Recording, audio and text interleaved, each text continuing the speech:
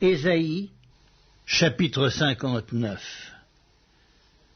Non, la main de l'Éternel n'est pas trop courte pour sauver, ni son oreille trop dure pour entendre, mais ce sont vos crimes qui mettent une séparation entre vous et votre Dieu.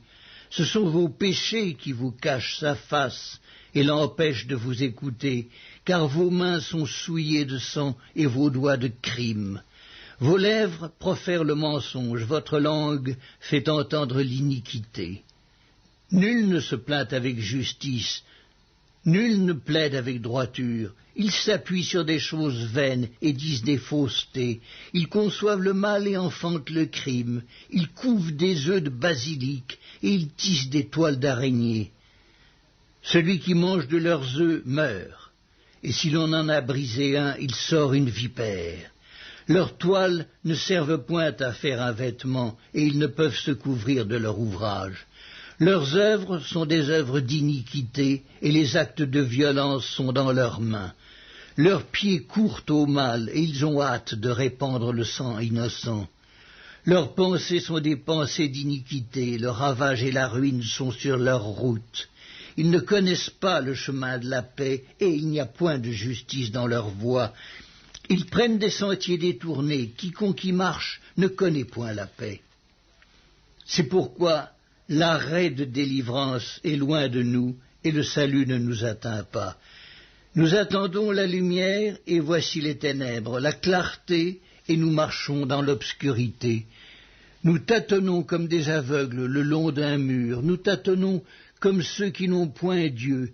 Nous chancelons à midi comme de nuit. Au milieu de l'abondance, nous ressemblons à des morts. Nous grondons tous comme des ours. Nous gémissons comme des colombes. Nous attendons la délivrance, et elle n'est pas là. Le salut, et il est loin de nous, car nos transgressions sont nombreuses devant toi, et nos péchés témoignent contre nous.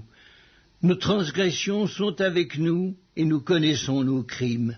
Nous avons été coupables et infidèles envers l'Éternel. Nous avons abandonné notre Dieu. Nous avons proféré la violence et la révolte, conçu et médité dans le cœur des paroles de mensonge, et la délivrance s'est retirée et le salut se tient éloigné.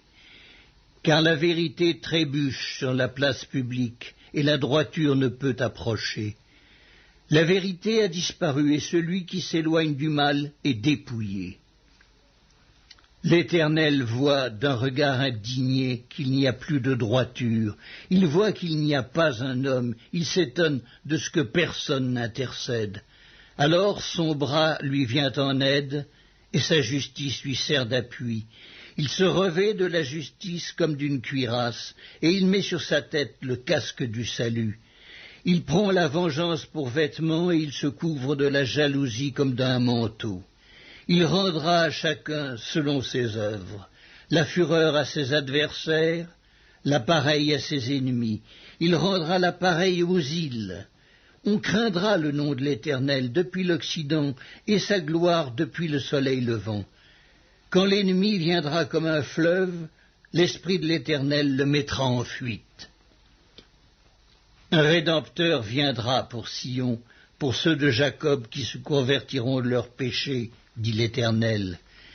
Voici mon alliance avec eux, dit l'Éternel, mon esprit qui repose sur toi et mes paroles que j'ai mises dans ta bouche ne se retireront point de ta bouche, ni de la bouche de tes enfants, ni de la bouche des enfants de tes enfants, dit l'Éternel, dès maintenant et à jamais.